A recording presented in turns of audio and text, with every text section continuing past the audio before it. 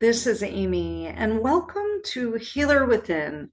Here we explore the many pathways to healing that reach beyond mainstream medicine, from hypnosis and mystical meditation to energy healing, trance work, mediumship, and more. These self empowering, vibration raising practices help awaken the healer within us all. I've been away for a while.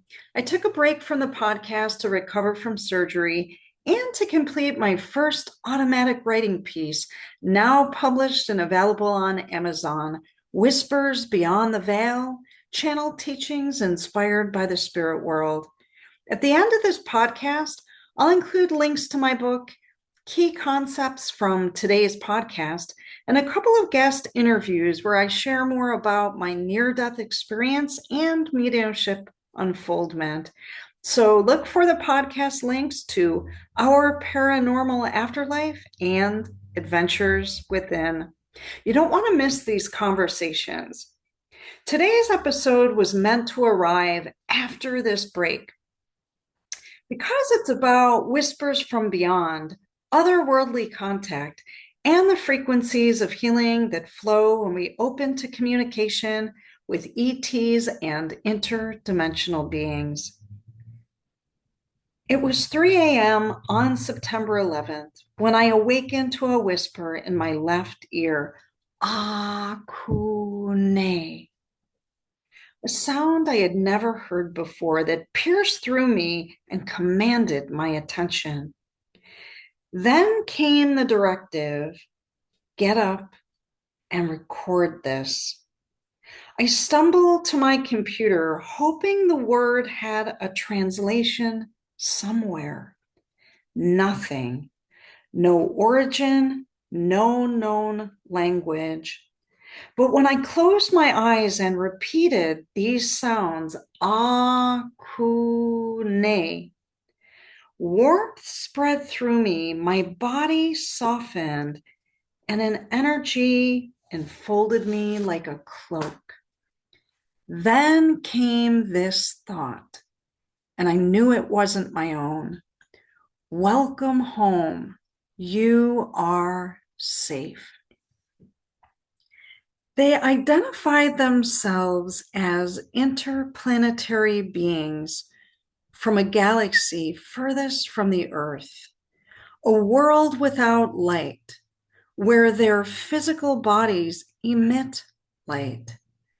They told me they'd been studying Earth for thousands of years, and they come to us as helpers, healers, and mentors.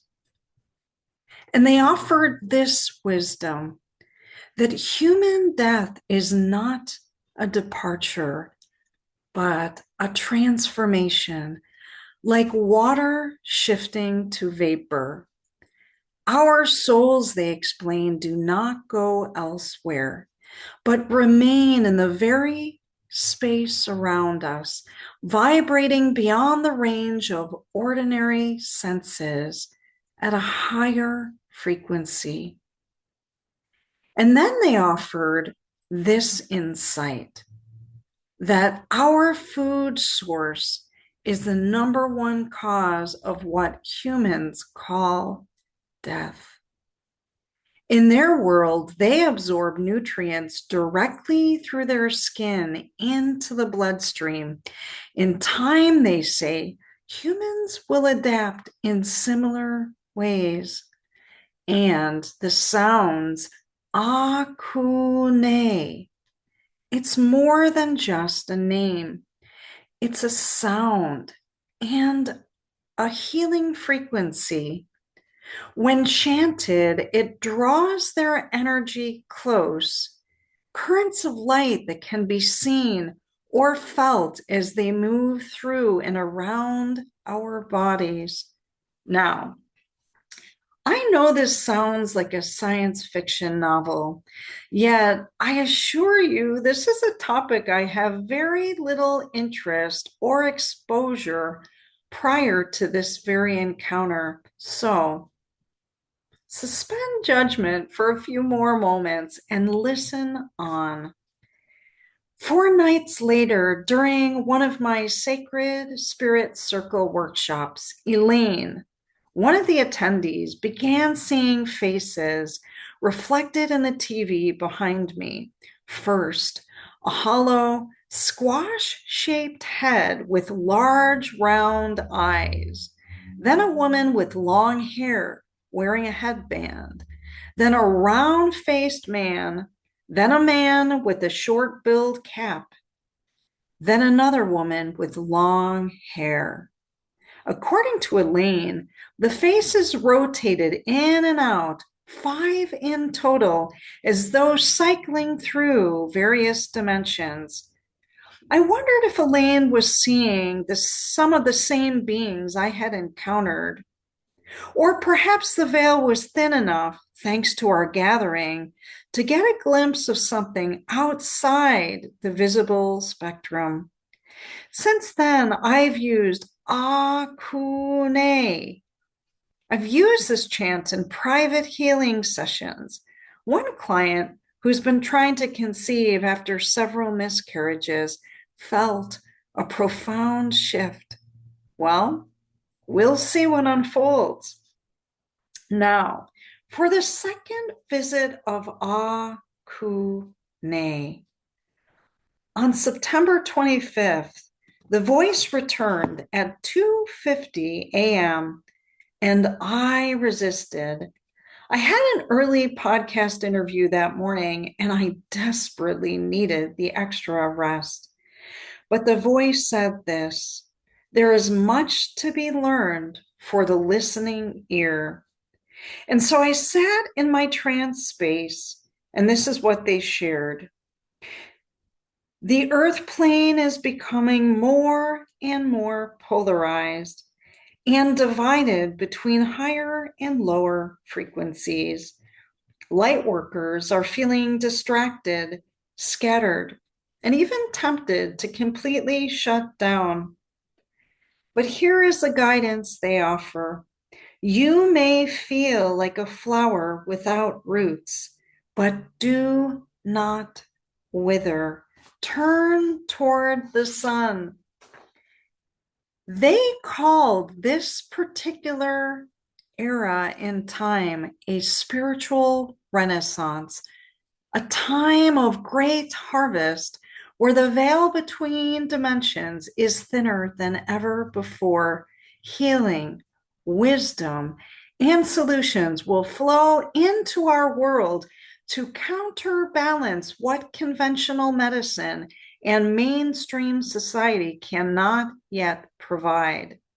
But to access this, we must practice discipline, create sacred space, and cultivate curiosity, open-mindedness, and patience.